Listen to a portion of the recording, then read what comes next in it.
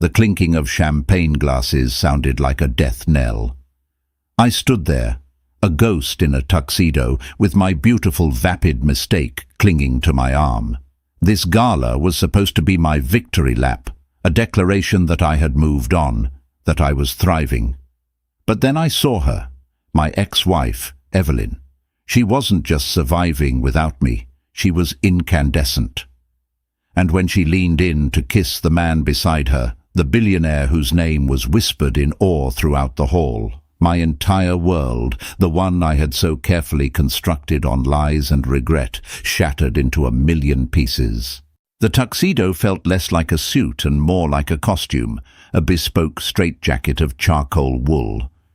Jonathan adjusted the silk bow tie for the 10th time, his reflection in the penthouse window a distorted effigy of success. Below, the city sprawled out like a blanket of scattered diamonds, each light a life he felt impossibly disconnected from. This was his life now, the sterile luxury, the panoramic views, the gnawing emptiness that no amount of success could fill.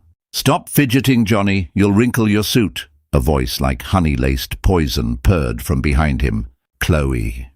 She emerged from the bedroom, a vision in emerald green silk that clung to her surgically perfected curves. She was, by all accounts, flawless. Her blonde hair was styled in effortless waves, her makeup was immaculate, and her smile was a weapon she wielded with practiced ease. She was the perfect accessory for a man of his stature, a beautiful, uncomplicated distraction. And tonight, at the annual Sterling Industries Gala, she was meant to be his shining trophy. "You look stunning," Jonathan managed, the compliment tasting like ash in his mouth. "I know," she said, preening in front of the mirror. "This dress cost a fortune. It's important to make a good impression tonight. Isn't Mr. Sterling going to be there?" "He's the host, Chloe. Of course, he'll be there." Jonathan sighed, turning away from the window. The thought of facing his colleagues, the board members and the enigmatic CEO, Alistair Sterling, with Chloe on his arm, filled him with a familiar dread he couldn't quite name. It felt like a betrayal, though he struggled to identify whom he was betraying. It had been 2 years since the divorce.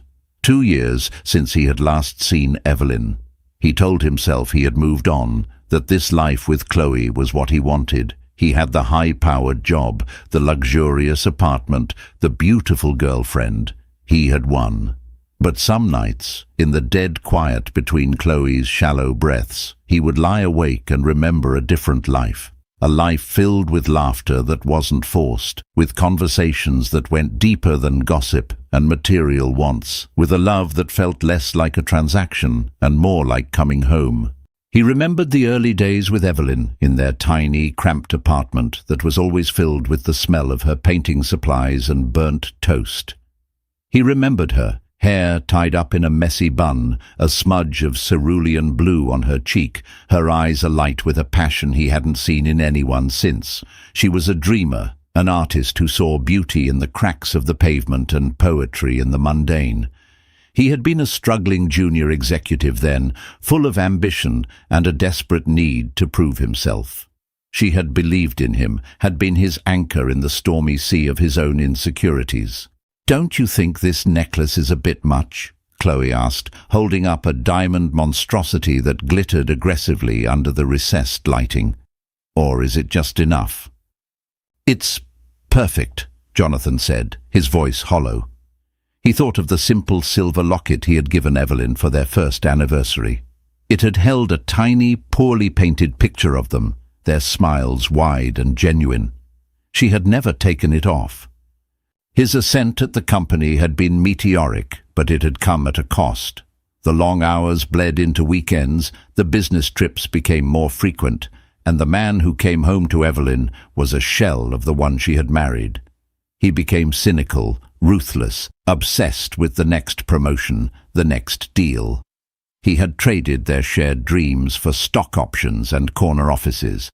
He had told himself he was doing it for them, for their future.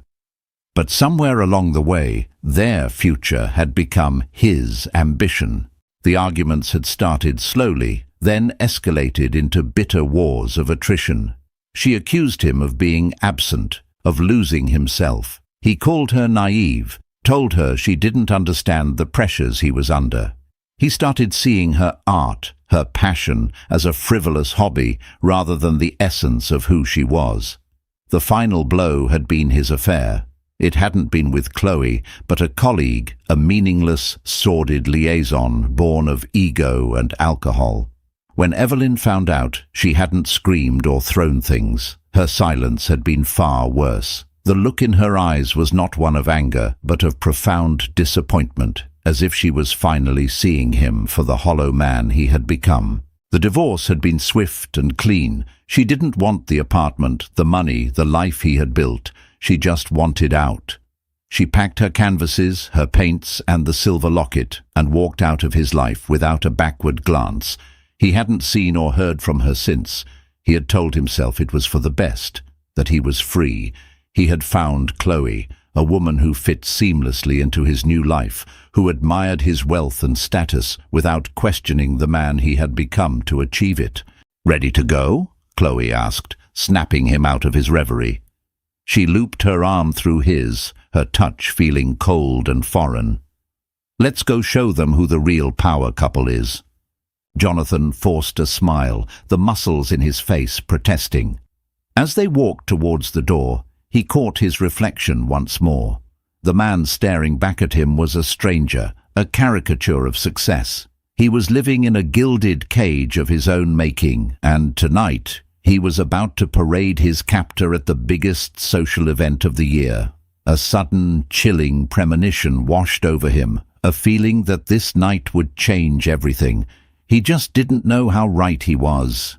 The Sterling Tower was an architectural marvel, a shard of obsidian and glass that pierced the heavens. The gala was being held in the grand ballroom on the 100th floor, a space designed to intimidate and impress in equal measure. As Jonathan and Chloe stepped out of the private elevator, they were met with a wave of sensory overload. The air was thick with the scent of expensive perfume and exotic flowers. The sound was a symphony of hushed conversations, clinking glasses, and the melancholic strains of a string quartet playing in a discreet corner. The ballroom was a hall of mirrors, both literally and figuratively. The walls were lined with floor-to-ceiling mirrors, reflecting the glittering assembly into an infinite, dazzling mirage. It was a room full of people who, like him, were polished reflections of their true selves. Jonathan saw his colleagues, their faces stretched into practiced smiles, their eyes constantly scanning the room for someone more important to talk to. He saw his rivals, their handshakes firm, but their gazes cold.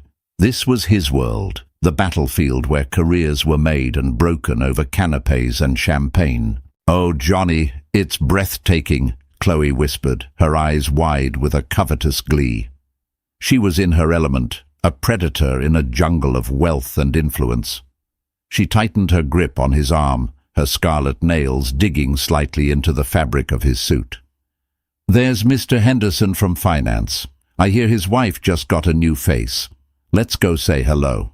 Before Jonathan could protest, she was pulling him into the fray. He plastered on his corporate smile and navigated the treacherous social currents. He exchanged pleasantries with people he despised, laughed at jokes that weren't funny, and accepted compliments on his lovely companion with a nauseating sense of hypocrisy. Chloe was a natural, effortlessly charming and disarming, collecting gossip and compliments like precious jewels. She was a reflection of his success, and for that, people adored her. But as he watched her flatter a balding executive, he felt a profound sense of loneliness, an isolation so complete it was almost physical. He remembered galas with Evelyn. She had hated these events, had called them peacock parades, but she had always come for him.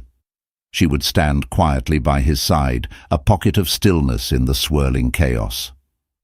While he networked, she would observe, her artist's eye picking up on the subtle nuances of human interaction, the flicker of desperation in a young associate's eyes, the false bravado of a struggling manager. Later, she would describe it all to him with a wry, gentle humor that made the whole charade bearable. She had been his anchor, his reality check. Without her, he was just another reflection in the hall of mirrors, indistinguishable from the rest. "Jonathan, my boy," a booming voice broke through his thoughts. It was Robert Morrison, his direct superior, and a man whose jovial demeanor masked a shark's instincts. "Good to see you. And you must be Chloe." Enchanting. "Mr. Morrison, it's a pleasure," Chloe cooed, extending her hand. "The pleasure is all mine," Robert said, his eyes lingering on her a moment too long. He turned back to Jonathan, his smile tightening. "Big night, Jonathan. Rumor has it Sterling is going to announce the new VP of European Operations tonight. You're still the frontrunner, of course, but competition is stiff. The promotion. It was the reason he was here, the reason he was enduring this hollow spectacle. It was the culmination of years of relentless work, of sacrificed weekends and strained relationships. It was the prize he had told himself would finally make it all worthwhile. "I'm confident," Jonathan said, his voice steadier than he felt. "Confidence is good, but in this company it's all about perception," Robert said, his gaze sweeping over Chloe with a look that was both appreciative and dismissive. "You've got to have the right assets. Make a good impression on the big man." He clapped Jonathan on the shoulder. "Don't screw it up." As Robert walked away, Jonathan felt a cold knot tighten in his stomach. The right assets. Was that all Chloe was to him? A tool for his ambition? He looked at her, now engaged in an animated conversation with another executive's wife, and for the first time he saw the stark reality of their relationship. It was a business merger, a partnership of convenience. He provided the lifestyle, and she provided the image. There was no depth, no real connection, just a shared interest in the superficial. He needed a drink. Excusing himself, he made his way to the bar, navigating the clusters of preening guests.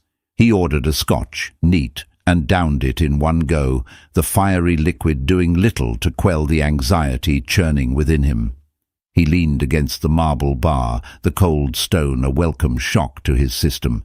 He felt like a fraud, a man playing a role he had long since forgotten how to exit. He scanned the room again, a masochistic urge compelling him to take in the full scope of his gilded prison. The chandeliers dripped crystals like frozen tears. The champagne flowed like water. The laughter was loud, but held no joy. It was a perfect, beautiful, soulless performance. And then he saw her. It was just a glimpse at first, a flash of deep crimson in the sea of black and gold. A woman was standing by the panoramic window, her back to him, looking out at the city lights. There was something about her posture, a quiet confidence and grace that stood in stark contrast to the frantic energy of the room. He felt a jolt, a sense of recognition so powerful it almost knocked the wind out of him. His heart began to hammer against his ribs, a frantic, desperate drumbeat. He told himself it was impossible, that his mind was playing tricks on him, conjuring a ghost from the past. Evelyn wouldn't be here. This wasn't her world. She had run from this life, from him. Why would she ever come back? But as the woman turned slightly, her profile was illuminated by the city lights, and the breath caught in his throat. The elegant line of her jaw, the gentle curve of her neck. It was her. It was Evelyn. But it was also not. The woman he remembered was a soft, gentle soul who wore her heart on her sleeve. This woman was different. She held herself with an poise and self-possession he had never seen before. She was no longer the girl with paint on her cheek, but a woman who looked as if she owned the very view she was admiring. Jonathan's blood ran cold. The hall of mirrors suddenly felt like a labyrinth, and he was lost in its distorted reflections, staring at a woman who was both his past and a complete stranger. His world, which had been teetering on a fragile foundation of denial, was about to come crashing down. Time seemed to slow down, the cacophony of the Gala fading into a dull, distant roar. Jonathan's universe had contracted to a single point, the woman in the crimson dress. He couldn't move, couldn't breathe. He was rooted to the spot, a statue of a man holding an empty Scotch glass. She turned fully then, stepping away from the window and into the light. And it was her, Evelyn, but a version of her that he could never have imagined. The changes weren't drastic, but they were profound. The mousy brown hair he remembered was now a rich, dark auburn, styled in a sophisticated chignon that exposed the elegant nape of her neck. The simple bohemian clothes she used to favor were gone, replaced by a floor-length crimson gown that draped over her figure with an understated elegance. It wasn't flashy or revealing, but it commanded attention. It spoke of confidence, of a woman who was comfortable in her own skin, who didn't need to shout to be heard. But the most striking change was in her eyes. They had always been her most expressive feature, a deep, soulful blue. Now, they held a new light, a knowing, serene depth. The vulnerability he had once known, and perhaps taken for granted, was gone. In its place was a quiet strength, a self-assurance that was both captivating and deeply unsettling. She wasn't just surviving, she was thriving. The realization hit him not like a wave, but like a tsunami, wiping out the carefully constructed narrative of his post-divorce life. He hadn't left her broken, he had set her free. She began to move through the crowd, and Jonathan watched, mesmerized. She navigated the room with an ease and grace she had never possessed before. People turned as she passed, their conversations faltering for a moment. She wasn't seeking attention, but it was drawn to her like a moth to a flame. She would offer a small, polite smile to some, a brief nod to others. She seemed to know people here, to belong in a way she never had when she was on his arm. Who was she now? What had happened in the 2 years since she had walked out of his life? He had imagined her struggling, perhaps working a menial job to support her art, living in a small, lonely apartment.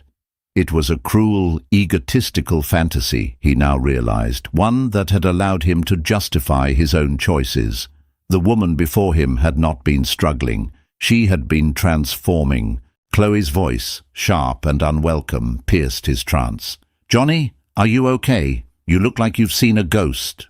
He flinched, turning to find her beside him, a pout on her perfectly glossed lips.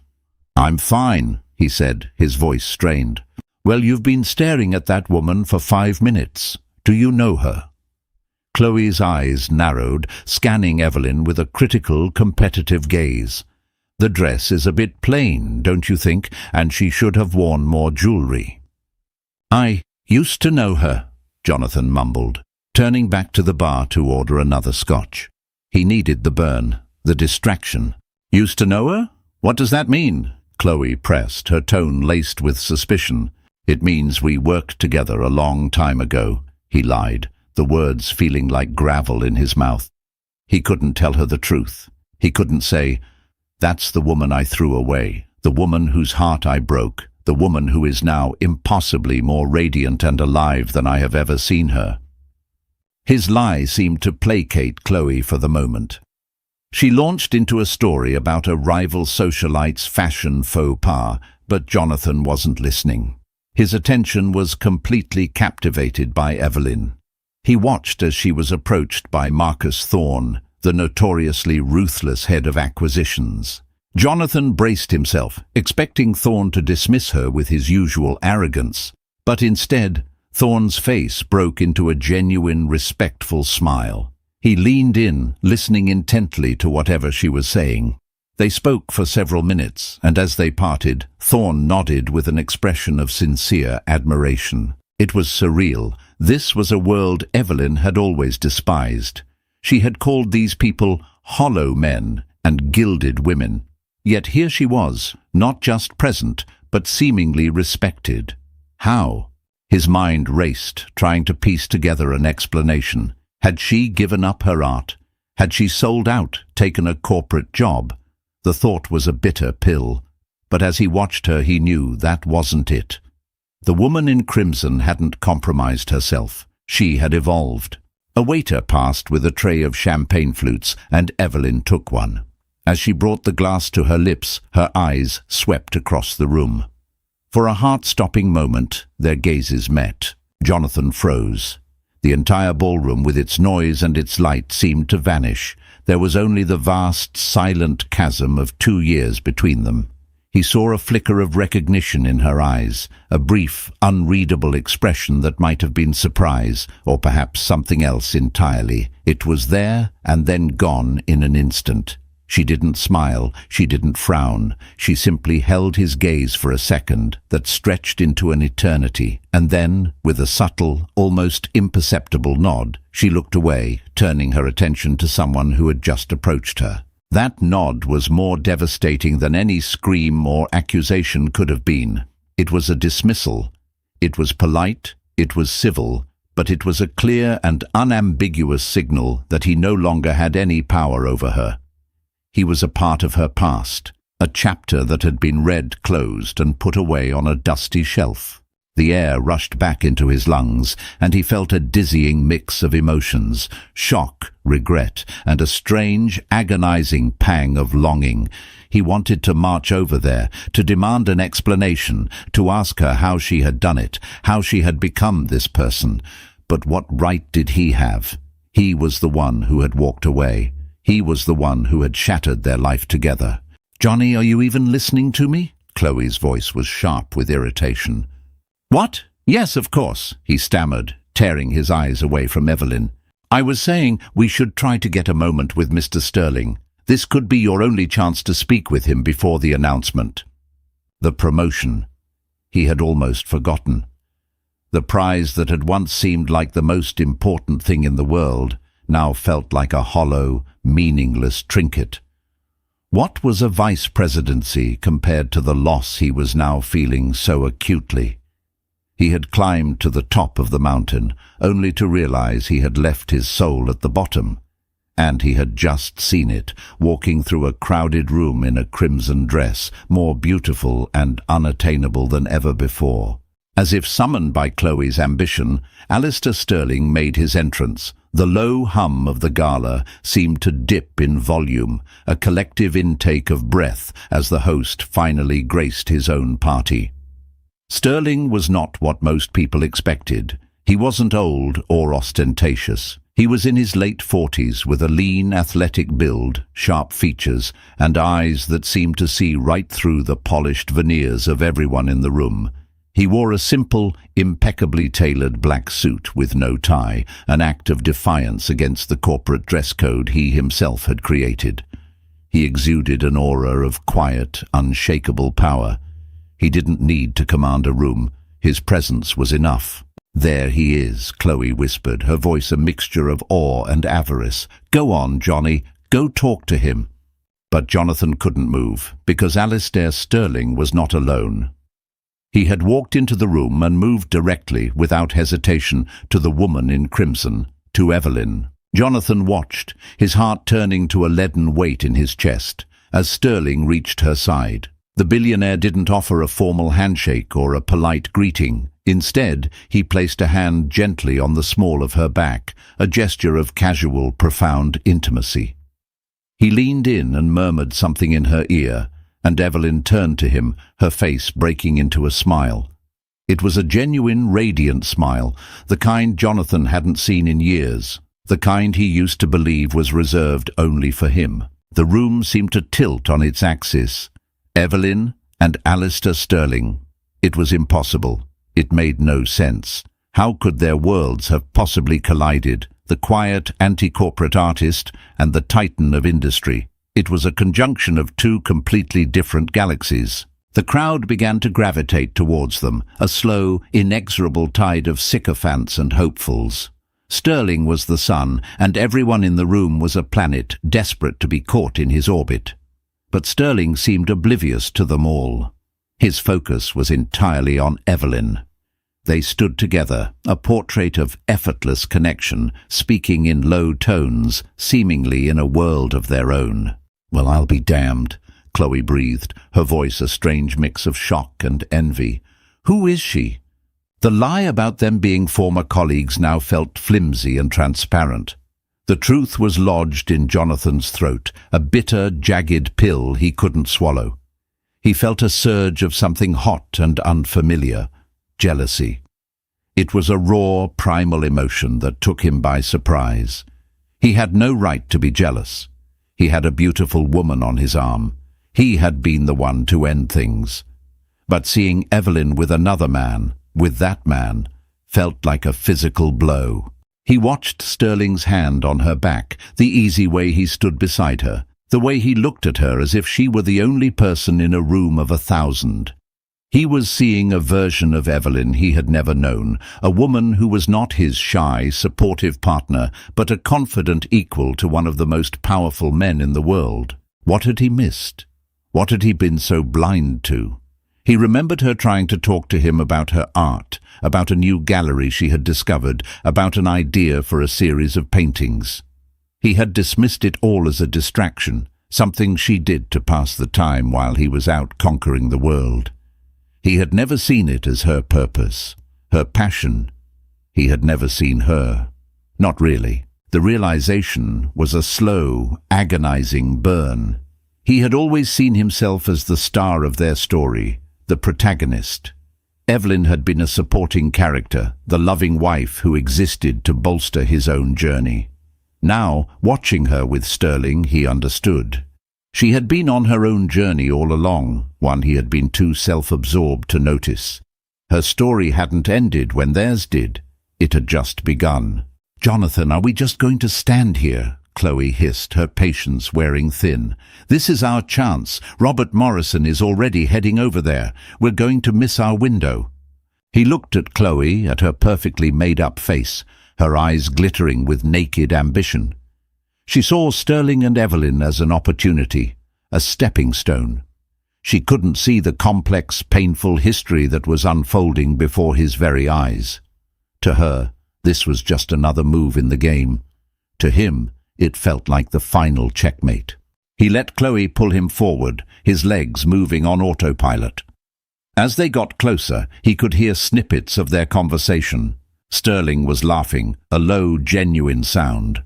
And then she told the curator that his entire collection was emotionally bankrupt, Sterling was saying, his eyes twinkling with amusement as he looked at Evelyn. Evelyn smiled wryly. "He asked for my honest opinion. I believe in honest opinions." Jonathan stopped dead in his tracks. That was pure Evelyn. Unfiltered, unafraid to speak her mind, something he had once loved and had later tried to suppress, telling her to be more diplomatic. Sterling wasn't just tolerating her honesty, he was captivated by it. "Jonathan, what are you doing?" Chloe tugged at his arm, but he was frozen. They were only a few feet away now. He could see the fine details. The way a stray auburn curl had escaped her chignon, the subtle strength in her hands as she held her champagne flute, the calm certainty in her eyes. She was so close, yet she felt 1,000,000 miles away. Robert Morrison intercepted them, his face a mask of forced joviality. "Alistair, so good to see you," he boomed, extending a hand to Sterling. Sterling turned, his smile fading into a polite, neutral expression as he shook Robert's hand. His eyes flickered past Robert, past Chloe, and landed on Jonathan. For a second, there was nothing but a cool, analytical assessment in his gaze.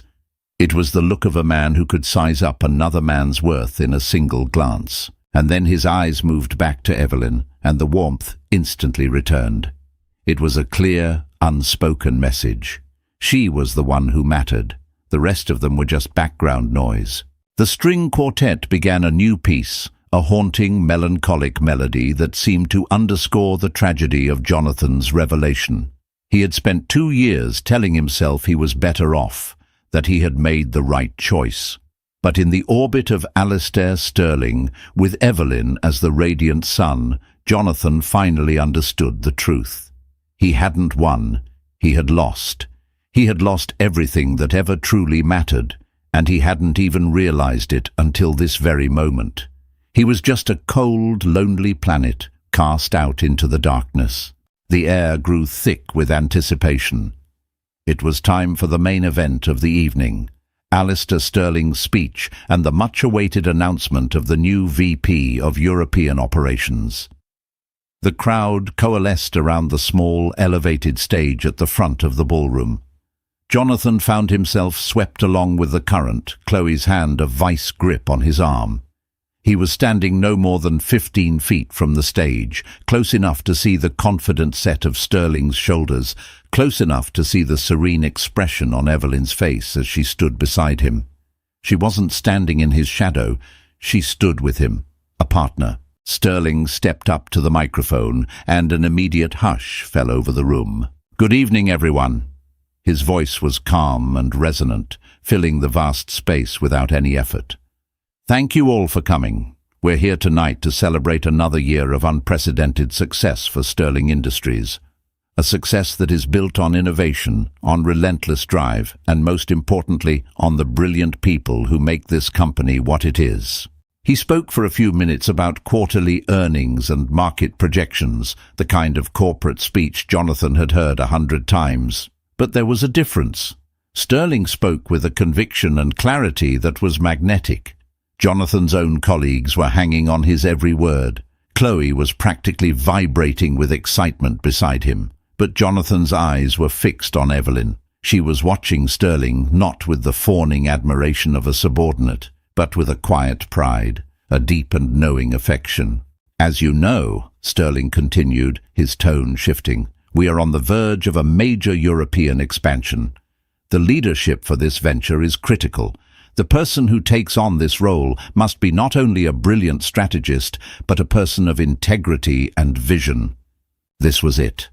Jonathan's heart hammered against his ribs. He felt Chloe squeeze his arm, her own ambition a palpable force. He had put in the hours, he had closed the deals, he had played the game. He was the logical choice. He was the front-runner. Sterling paused, his eyes scanning the crowd of upturned, hopeful faces. "And so, it is my great pleasure to announce that the new Vice President of our European operations is Catherine Fowles." A smattering of polite, surprised applause broke out. Jonathan felt the blood drain from his face. Catherine Fowles, his main rival, a competent, if uninspired choice. He felt a wave of dizziness, the floor seeming to drop out from beneath him. All that work, all that sacrifice, for nothing. He heard Chloe let out a small, frustrated hiss beside him. Her grip on his arm loosened. In that moment, he knew his value in her eyes had just plummeted. He was no longer the front-runner, the rising star. He was just another failed executive. But the shock of losing the promotion was nothing compared to what happened next. Sterling smiled, letting the applause die down. "My congratulations to Catherine, and now for a more personal announcement." He turned, his entire demeanor softening as he looked at Evelyn. He reached for her hand, lacing his fingers through hers and drawing her closer to him. "Many of you know me as a businessman," Sterling said, his voice now filled with a warmth that was startlingly genuine. "You know me as a man who values logic, strategy, and results. But for the past 2 years, my greatest success, my most valued asset, has had nothing to do with this company." He looked directly at Evelyn, his voice dropping to a more intimate tone, though it was still amplified throughout the silent ballroom. "I've learned more about vision and integrity from this woman than from any business school or boardroom. She is an artist, a philanthropist, and the most fiercely honest person I have ever known. She came into my life and reminded me of what it means to see the world not just for what it is, but for what it could be." Jonathan felt like he couldn't breathe. The air in his lungs had turned to cement. He was hearing another man describe the woman he had thrown away, articulating all the things he had failed to see, all the qualities he had taken for granted and tried to stifle. Sterling continued, "We have kept our private life just that, private. But I find I am no longer willing to hide the best part of my life.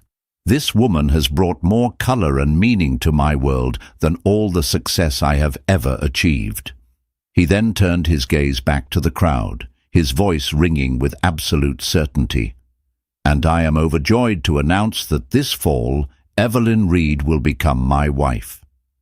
A collective gasp swept through the room, followed by an explosion of applause far more enthusiastic than the one for the new VP.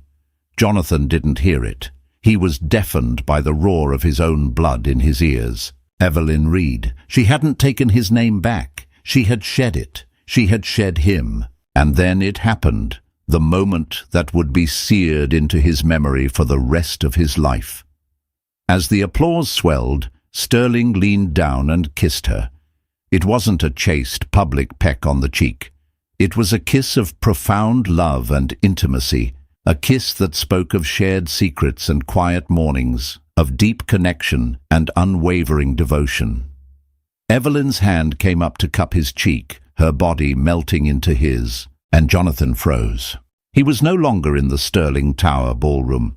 He was back in their tiny apartment, the smell of turpentine in the air.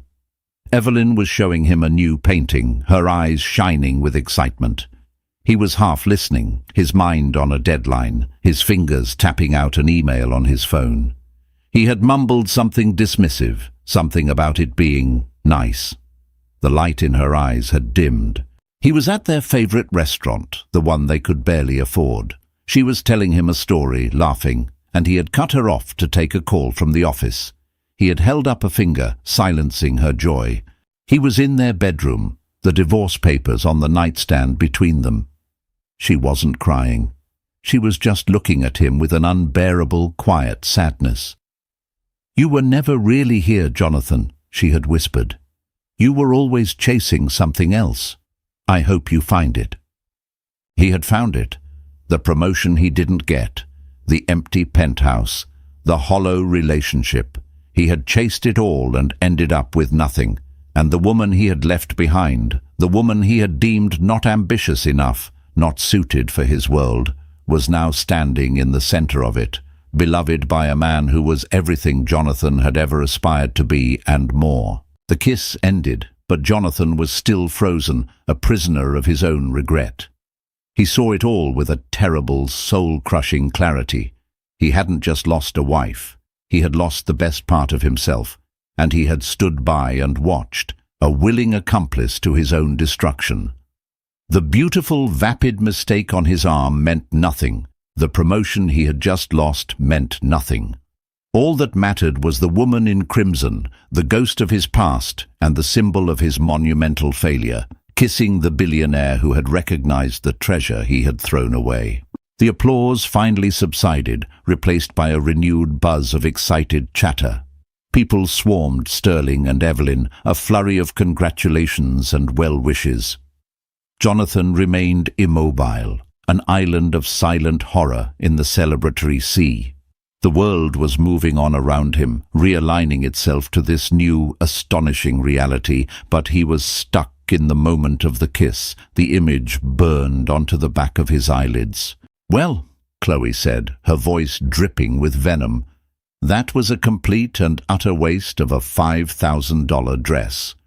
Her words barely registered. He was watching Evelyn. She was graceful and composed amidst the throng, accepting congratulations with a quiet smile. She never once looked his way. It was as if he didn't exist. He had become invisible, a spectre at the feast. "Did you hear me, Jonathan?" Chloe snapped, her nails digging into his arm again, this time with painful force. "You lost. The promotion, everything. And to top it all off, your little old colleague is marrying the damn host. You didn't think that was something you should have mentioned." He finally turned to look at her. The charming, beautiful mask had fallen away, revealing a face contorted with fury and bitter disappointment. Her ambition was a raw, ugly thing, and he had just failed to feed it. "She's my ex-wife," he said, the words feeling like shards of glass in his throat. Chloe's eyes widened in disbelief, then narrowed into slits of pure contempt. "Your ex-wife? Are you kidding me? You brought me here to this event to go up against your billionaire marrying ex-wife? Did you want to humiliate me?" "No, he started, but he had no explanation. "I didn't know." "You didn't know?" she scoffed, her voice rising. Several people nearby turned to look. "How could you not know? You let me stand here and prattle on about her plain dress while she's engaged to Alistair freaking Sterling. You made me look like a fool." The injustice of her accusation was staggering. She was the one feeling humiliated. A sudden white-hot anger surged through him, burning away the shock and grief. It was an anger directed at Chloe, at himself, at the entire hollow charade. "This was never about you, Chloe," he said, his voice low and dangerous. "Oh, I think it was," she shot back.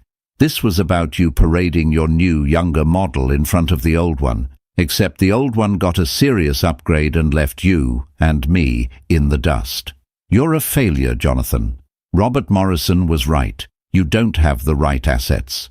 Her words were meant to wound, and they did. But they also liberated him. He looked at this woman, this perfect accessory he had chosen, and felt nothing but a profound, chilling emptiness. Their entire relationship was a transaction, and the terms of the deal had just been irrevocably broken. "We're done," he said, the decision solidifying in his mind with absolute certainty. Chloe laughed, a harsh, ugly sound. "You're breaking up with me. You think you're in a position to break up with anyone? You just lost everything." "No," Jonathan said, a strange sense of calm settling over him. "I lost everything 2 years ago. I just didn't realize it until tonight." He turned and walked away from her, leaving her standing there, her mouth agape in fury. He didn't care about the scene she might make. He didn't care about what his colleagues would whisper tomorrow. None of it mattered. He pushed his way through the crowd, his movements frantic, desperate. He didn't know where he was going, only that he had to get out, to escape the suffocating atmosphere of the ballroom, to escape the reflection of his own failure in 1,000 mirrors. He found a side door that led to a deserted service corridor. He stumbled through it, the sudden silence a stark contrast to the noise of the gala. The corridor was dimly lit, lined with pipes and electrical conduits. It was the unglamorous guts of the magnificent building. He leaned against the cool concrete wall, his bespoke suit feeling utterly ridiculous in this stark industrial space. He closed his eyes and finally let out the breath he had been holding. He had spent 2 years running from the ghost of his marriage, burying his regret under layers of work, money, and meaningless affection. Tonight, that ghost had materialized in a crimson dress and systematically dismantled his entire life. He thought of Evelyn. He tried to reconcile the woman he had married with the woman who was about to marry Alistair Sterling. Had the strength, the confidence, the grace been there all along, hidden beneath the surface, waiting for the freedom to emerge? Had he not just failed to see it, but actively suppressed it with his own ego and ambition? A soft click echoed down the corridor. Jonathan opened his eyes and saw a figure standing at the far end, silhouetted against the light from the ballroom. His heart leapt into his throat. It was her. Evelyn walked slowly towards him, her crimson dress a slash of color in the drab corridor. Her expression was unreadable. She stopped a few feet away from him, the space between them charged with unspoken history. "I saw you leave," she said, her voice quiet, calm. It was the voice he remembered from late-night conversations and whispered secrets, but it held a new resonance, a new strength. "Evelyn," he breathed her name, the first time he had said it aloud in 2 years. It felt both foreign and achingly familiar. "I didn't know you would be here," she stated, not as an accusation but as a simple fact. "I work here," he said, the words sounding pathetic to his own ears. I was a director." She nodded slowly, her gaze analytical, as if she were studying a piece of art, trying to understand its composition. "You look tired, Jonathan." Her simple observation undid him more than Chloe's vitriol ever could. She wasn't angry. She wasn't gloating. She was just seeing him, truly seeing him, perhaps for the first time tonight. "I heard the announcement," he said, his voice cracking. "Congratulations." "Thank you," she said, her expression softening slightly. "Alistair is a good man. He sees me." The simple, powerful truth of that statement was a knife to his heart. He sees me. The 3 words articulated everything Jonathan had failed to do. He had looked at her, but he hadn't seen her. He had lived with her, but he hadn't known her. "How?" he asked, the question a raw, desperate plea. "How did this happen? You and him?" She looked at him, and for the first time he saw a flicker of the old Evelyn, a trace of the pain he had caused. "After I left you," she began, her voice steady, "I was lost for a while. I had lost myself in you, in our life. I had to figure out who I was without you." She paused, gathering her thoughts. "I threw myself into my art. I painted with an anger and a grief I had never known. And then, one day, the anger was gone, and the grief was gone, and there was just me. I started showing my work in small galleries. One of those galleries was supported by a philanthropic trust. Alistair is the head of that trust. He bought one of my paintings. Then he came to my studio to see more. We talked for hours about art, about life, about what it means to build something meaningful. He didn't see my art as a hobby. He saw it as my soul. The story was so simple, so organic. It was a story of connection, of being seen and valued for who you truly are. It was the story he and Evelyn should have had. "I'm sorry, Evie," he whispered, using the old pet name without thinking. The word hung in the air between them, a relic of a forgotten language. "For everything. I was a fool." A single tear traced a path down her cheek. She didn't wipe it away. "Yes," she said, her voice thick with an ancient sorrow. "You were. But I'm not that woman anymore, Jonathan. The woman you were a fool to is gone. You didn't break her. You set her free." She turned to leave, her part in this chapter of his life finally, truly over. She was walking back to her new life, to the man who saw her, leaving Jonathan alone in the service corridor, in the ruins of the life he had chosen. The walk from the service corridor back into the ballroom was the longest of Jonathan's life. Each step was a reckoning. The glittering reflections in the mirrors no longer showed a successful executive. They showed a hollow man, a ghost haunting the scene of his own demise. He saw his colleagues who now cast him pitying or scornful glances. The news of his public failure, losing the promotion and being unceremoniously dumped by his trophy girlfriend in the same night, would already be making the rounds. He was a cautionary tale in the making.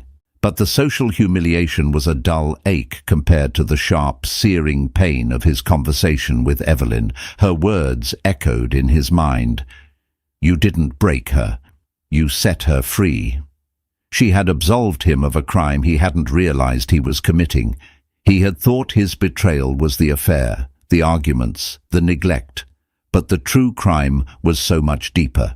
He had tried to put her light in a box, to tailor her vibrant, artistic soul to fit his drab corporate ambitions. Her freedom hadn't just been from him, but from the cage he had unknowingly built around her. He needed to speak to her one more time, not to win her back. He knew with a soul-deep certainty that ship had sailed, crossed an ocean, and docked in a land he could never reach. He needed to do it for himself. He needed one final act of honesty to begin the long, arduous process of finding the man he had lost so many years ago. He saw her near the grand entrance, standing with Alistair Sterling. They were preparing to leave. Sterling had his hand on her back, a quiet, protective gesture. He was laughing at something she had said, his face alight with genuine joy. The sight was another twist of the knife, yet Jonathan found himself feeling a strange, detached sense of peace. She was happy, she was safe, she was loved, and in the end, wasn't that what he should have wanted for her all along? As he approached, Alistair Sterling's eyes met his. The warmth in them instantly vanished, replaced by a cool, unyielding steel. It was the look of a man protecting what was most precious to him. "Jonathan," Evelyn said, her voice neutral, though he could see a flicker of surprise in her eyes. "Mr. Sterling," Jonathan began, his voice hoarse. He extended a hand. "I just wanted to say congratulations to both of you." Sterling looked at Jonathan's outstretched hand for a long moment before taking it. His grip was firm, his gaze unwavering. "Thank you," he said, the words polite but frosty. "Evelyn," Jonathan turned to her, forcing himself to meet her gaze. "Can I have 1 minute, please?" Evelyn looked at Sterling, a silent question passing between them. Sterling gave a slight, almost imperceptible nod, his eyes never leaving Jonathan. He trusted her. The depth of that trust was another revelation. Sterling stepped back, giving them a small pocket of privacy amidst the departing guests. "I'm not here to ask for anything," Jonathan said quickly, the words tumbling out. I need to say this. I need you to know that I see it now. Everything." He took a shaky breath. "I remember when we first met. You were painting in the park, and you had this light inside you. You saw the world in a way I couldn't understand, but I was drawn to it. I loved it. And somewhere along the way, I became afraid of it. Your light made my own ambitions feel small and grey, so I tried to dim it. I told you to be more practical, to be more diplomatic. I dismissed your art. I tried to make you a reflection of my world, instead of celebrating the beautiful, brilliant world you had inside you." He could see tears welling in Evelyn's eyes, and he felt his own throat tighten. The affair, that was just a symptom of a much deeper sickness. I was losing myself, and instead of fighting for us, I took the coward's way out. I blamed you for not understanding the pressure I was under, when in reality I was the one who didn't understand what true strength and value were. You were holding the real treasure, and I traded it all away for a pile of fool's gold. He finally ran out of words, the confession leaving him feeling raw and exposed, but also lighter than he had felt in years. He had finally spoken the truth, the ugly, painful, and necessary truth. Evelyn was silent for a long moment, the tears now tracing silent paths down her cheeks. "I loved that man in the park, Jonathan," she said, her voice soft but clear. "The one who was still dreaming, the one who hadn't yet decided that my dreams were less important than his. I held on for him for a long time. I kept hoping he would come back, but he never did." "I know," he whispered. I'm so sorry I let him die."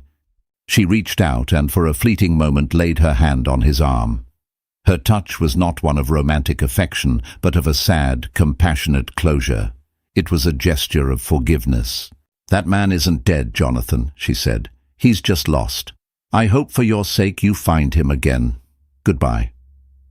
She turned and walked back to Alistair, who wrapped his arm around her protectively. He gave Jonathan one last, long look, a look that was no longer hostile, but held a sliver of something akin to understanding, perhaps even pity. Then they turned and walked out of the ballroom, leaving Jonathan alone with his reckoning. He had come to the gala to cement his victory, to claim his prize. He was leaving with something far more valuable, a brutal, unflinching understanding of himself. He had lost the promotion, the girlfriend, and any lingering hope of reconciliation with the love of his life. He had, by all conventional measures, lost everything. But as he stood there, amidst the ruins of his carefully constructed life, he felt a flicker of something he hadn't felt in a very long time. It wasn't happiness, or even hope. It was a possibility. The possibility of starting over. The possibility of finding that man who was lost. The reckoning was over. The long road to redemption was just beginning. The days that followed the gala were a blur of quiet deconstruction. Jonathan walked into Robert Morrison's office the next morning and resigned, the letter of resignation already typed and signed. Robert was surprised, but not shocked. In the cutthroat world of Sterling Industries, a public failure of that magnitude was a career death sentence anyway. Jonathan's resignation was just a preemptive strike. "Any plans?" Robert asked, his professional curiosity piqued. "I'm going to find something I lost," Jonathan replied, the cryptic answer feeling more honest than any talk of new jobs or business ventures. He then went home to the sterile penthouse and methodically packed Chloe's belongings into expensive suitcases. She had already gone, leaving behind only a faint, cloying scent of her perfume and a few angry text messages. He left the suitcases with the doorman and felt a profound sense of relief as the door to the apartment clicked shut, sealing off that chapter of his life. Living in the penthouse felt like living in a mausoleum, a monument to a life he no longer wanted. He broke the lease, taking a significant financial hit, and rented a small, simple apartment in a part of the city he and Evelyn used to love, a neighborhood with old brick buildings, independent bookstores, and art galleries. The apartment was sparse, with white walls and wooden floors that echoed with every footstep. For the first time in years, there was silence. No corporate jargon, no vapid chatter, no hum of ambition. It was a terrifying, beautiful, and empty canvas. He didn't know what to do with himself. He had spent his entire adult life climbing a ladder, and now he was standing on the ground, with no idea which direction to walk. For weeks, he did nothing but walk the city streets, observing. He watched street musicians play for spare change. He saw artists sketching in the park. He saw couples laughing in cafes.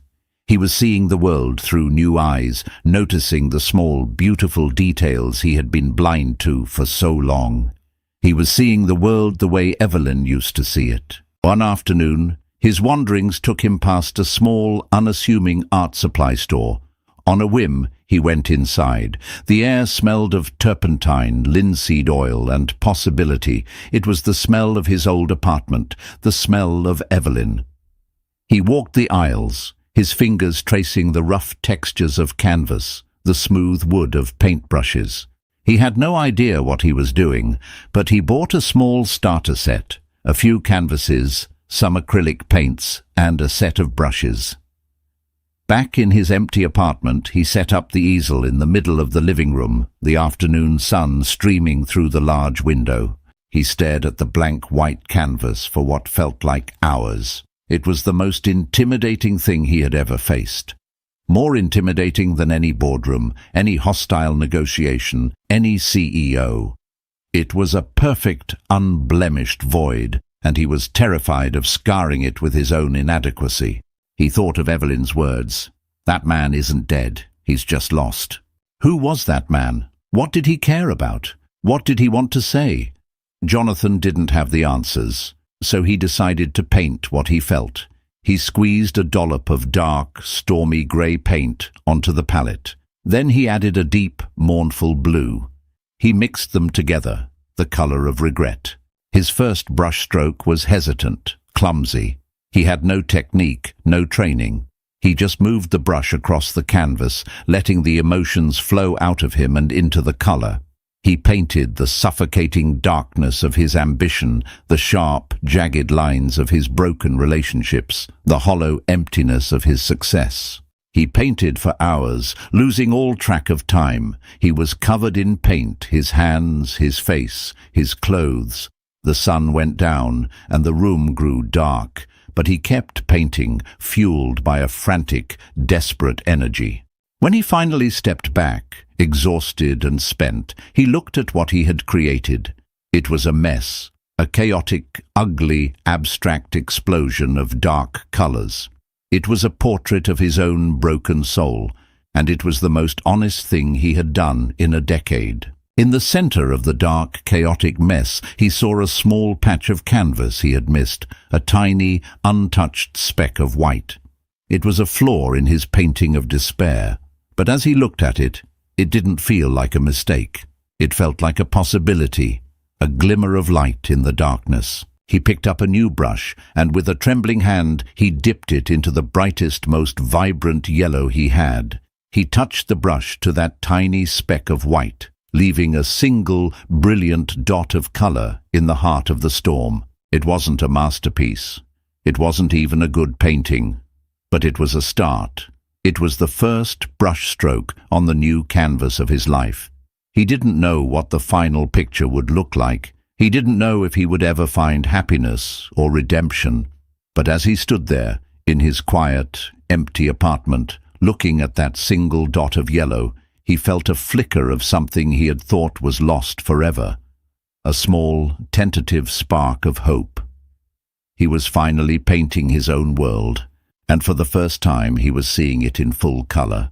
So, what do you think? If you were in Jonathan's shoes, watching the love of your life kiss another man after you threw it all away, what would you have done? Would you have fought for her, walked away in silence, or done something else entirely? Let us know in the comments below.